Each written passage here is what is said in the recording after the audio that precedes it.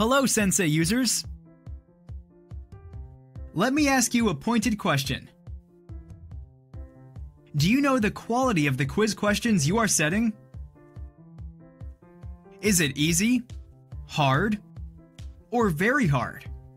No, not from your perspectives, but from your student's perspective.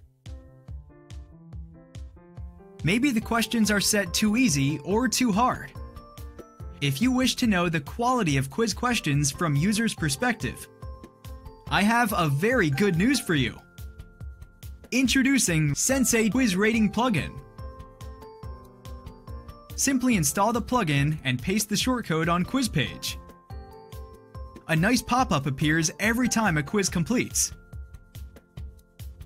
asking users to rate the quiz.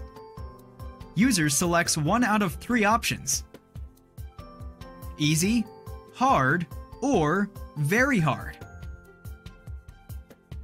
and click Submits. That's it. The admin will see the user ID, his vote, quiz name, and date of submission in a nice table.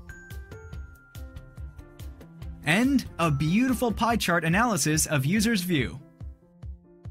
Watch demo now.